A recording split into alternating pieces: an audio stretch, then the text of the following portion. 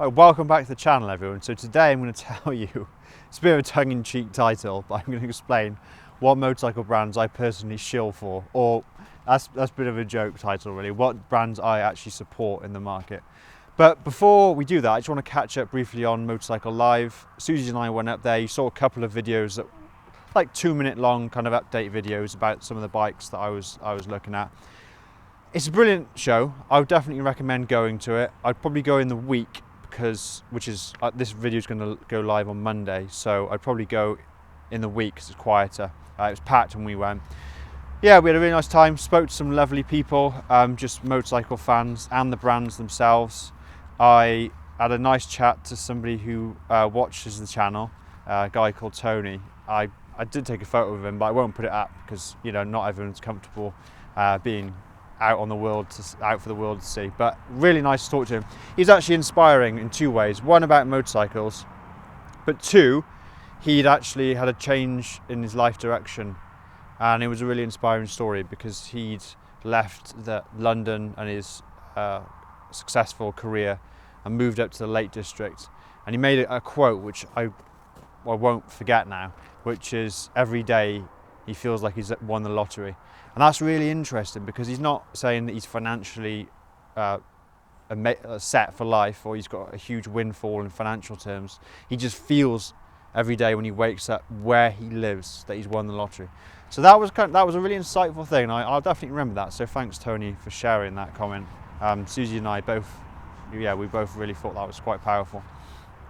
Other stuff, we went to see BSA, and just a mark of how great BSA, I'm going to shill for BSA a little bit, but BSA were really nice. Like, I went to the stand, talked to the brand, and they kind of came over, they gave us some free stuff, gave us loads of updates on the bikes, happy to talk about stuff very passionately.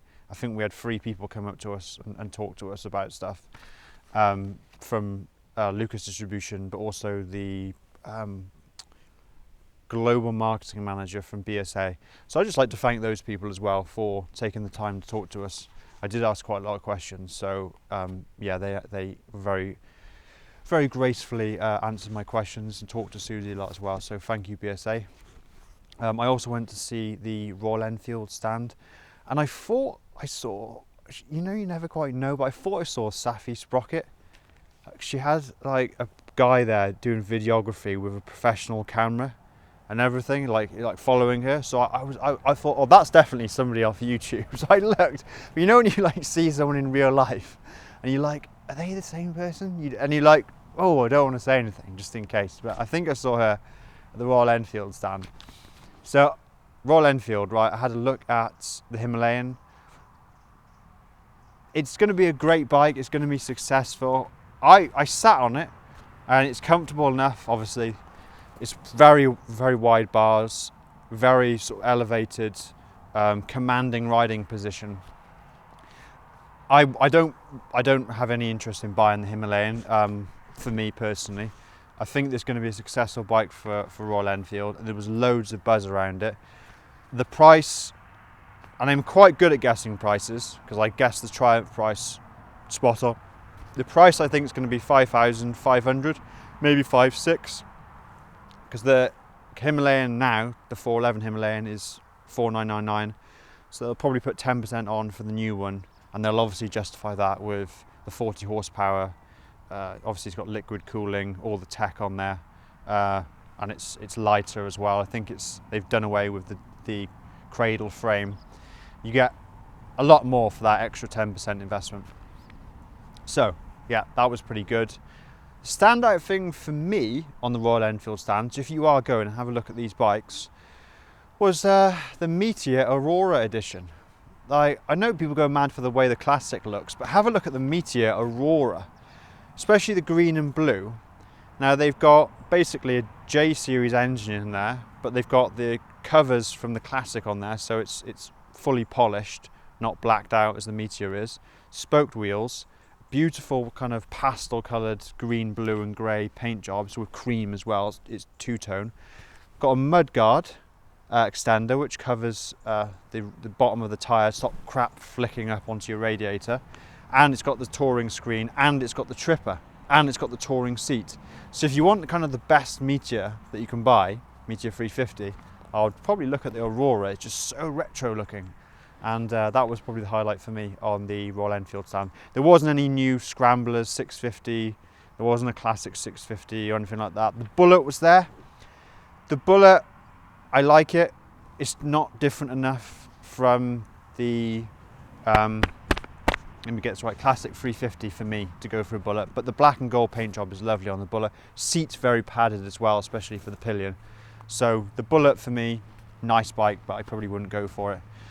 Also went to Triumph, went to have a look at the 400X and the Scrambler, no, the Speed 400. Both of those bikes are lovely. I wouldn't go for it myself. There's a bit of a too much of a reach for the bars. That's just probably because I've got short arms. Just for me, that's why I prefer the smaller bikes. I've got like diddly little T-Rex arms, easy to reach the bars.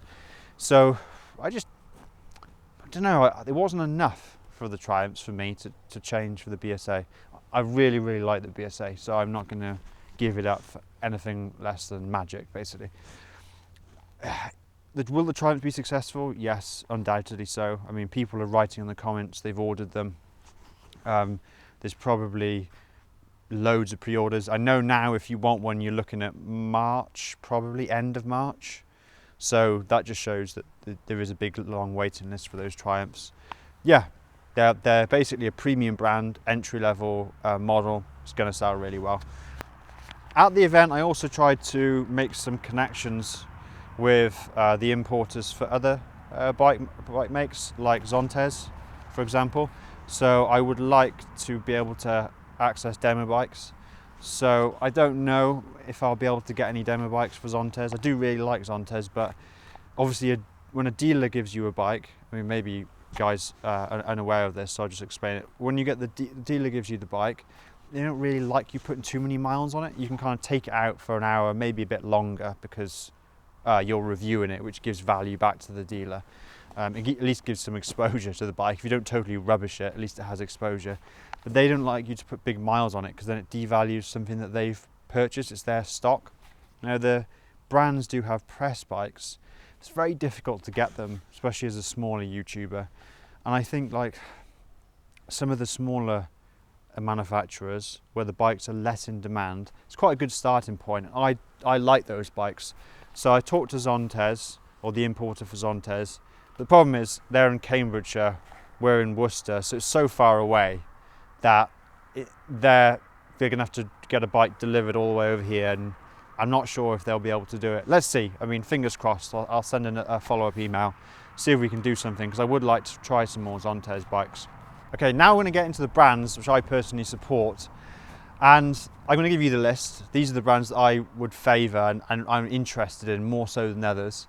I think we've got Royal Enfield, obviously, love Royal Enfield. I talked a little bit about them at the show. BSA, I really hope BSA do well. Then you've got some of the Chinese brands, and I think there's a differentiation to be made between some of the designed in China, manufactured in China, shipped and exported, that kind of whole process, that whole workflow of manufacturing a motorcycle. When it's all done by the same company, you get nice bikes. I think when people in other countries buy in a load of Chinese parts, assemble them, and then you get this kind of British bike with a Union Jack on the side of it, but it's basically every part is bottom of the barrel Chinese components. You should differentiate those two product offerings. And some of the Chinese bikes which I personally like the Zontes for the sort of entry level. Although saying that, Zontes are coming up with a 500cc single adventure bike, which should be good. Be lightweight as well. And they've also got 700cc triple. So we're going to see some bigger bikes from Zontes. But I like the current lineup of Zontes. Vosges, I've had a Vosges. I've got a bit of a connection with Vosges because that little 500 DSX bike took me all the way through Norway, my biggest trip, furthest I've ever gone on a motorcycle. And that little bike kind of propelled me there. So I am a little bit attached to them. Vosges have also got the 525 range coming out, which includes the Scrambler, which we had on a few videos ago. But they're also going to have a 525 DSX, an updated version of my bike, with loads of new stuff on it. So hopefully I get one of those to play with, because I'll be able to compare the previous bike to the new one. So support them. I also support CF. I think CF Moto offer a lot of happiness and joy to the riders for a little bit of investment. I think CF are a good brand. Obviously they've got the 450 SR, 53 horsepower sports bike, which would be great for younger and newer riders, and it's very affordable, so they're good for that. But they've also got this high-end range as well, the 800 series, 800 MT, which is basically a KTM 790 for 9,200 quid or something daft. It's like with full luggage, ridiculous, no demo mode either. And they've got that 800 NK, which is the sporty naked, which basically is a better version of Honda's Hornet. It's kind of that on steroids with a quick shifter and everything, cruise control, all as standard. So, I mean, CF, they're offering great value. And then I guess after that, you've probably got likes of Suzuki. I think Suzuki's naked 800 and also the new 800 GSX 8R, the sports bike. That's superb for people who just want a kind of half comfortable but half focused torquey road bike. And of course they've got this new bike, the Tour Rounder, 150 horsepower adjustable suspension. It's 14.5 grand, so I wouldn't buy it, but they are offering better value. And I think that's the thing which links all of these bike manufacturers I've talked about. They're all a great value proposition. And for me, being in sales for many years, I've always tried to offer customers good value. Okay, you might be investing 20 quid at a fair that was a Christmas fair Susie and I attended, and we sold little products at, or it might be hundreds of thousands of dollars of enterprise software. The same thing applies. The customer has to feel like they've got good value for the money they've invested in the product or service. And nobody likes that feeling that they've basically had their pants pulled down and they've given too much and fell for a marketing hype. With the brands I support and focus on this channel, they all give you a great experience for as little money as possible. And that's what I focus on, partly because of where I've been in my career. Maybe it's just something I like. I just don't like. Maybe I'm tight. I just don't like to spend too much money. So those are the main brands, really. And I think there are exceptions to the rule. Let's consider something mental like the Triumph Rocket 3. I think that bike would be such a sense of occasion when you started it up that perhaps for somebody it's worth spending the extra dollars that it takes to get that bike. Same as the Ducati Diavel as well. That's an amazing bike. It's an occasion when you ride it. It's not just hopping on. For the bikes I feature on this channel though, hopping on, or the hop on factor, is something that I take note of. Like, I like just to be able to jump on a bike and go for a ride. I don't like a bike that's too big, that's difficult to get out of the shed, or you've got to put so much locks onto it because otherwise somebody's going to pinch it. Like, you can't go to the shop on a brand new Ducati because you'd just be so worried that somebody would steal it. I like a bike you can just get out, chuck a jacket on, go for a ride, and then come back, whip it off, go back to what you were doing. And that's something as well that I look for in bikes. I like it to be easy to get on and off without too much drama, basically. What I think you should consider when you're buying a new motorcycle is all the stuff that they're selling you actually going to contribute to the joy and experience and the sensation of riding a motorcycle. Like with the GS, they've made the bike so big and heavy that it needs a hill start assist, and then you have to pay for hill start assist. Of course, they will try and convince you through extremely powerful marketing, digital and traditional marketing techniques, that you need this bike for a sense of adventure, or to be able to live an adventurous life. You need all of this stuff. I think generally in life, less is more, and with motorcycling, for me, it's the same. And I know there's loads of channels out there who report on the latest and greatest, and that's cool. I mean, I'm not disparaging anyone else's approach to doing this kind of thing, but for me, less is more. A smaller bike is easier to get on, it's cheaper to service, you're less exposed, you've got less depreciation, you less worry about it, you're less worried about it getting stolen or damaged or a knock and a scuff here and there. So yeah, less is more, guys. And yeah, that's my last message for this video. Oh, by the way, you might have noticed something on the BSA behind me. I'm not going to talk about that now, but I will touch on it in the next video. So I know there might be some questions about this mysterious item that's appeared on the BSA. So I'm just going to leave a little bit of suspense there. Report back in the next video, and I'll go into details about what accessory we've accessorized the BSA with. All right, guys, so I'm going to go back. It's a little bit chilly, and I'm going to ride home now, and I'll catch you in the next video. Thanks a lot.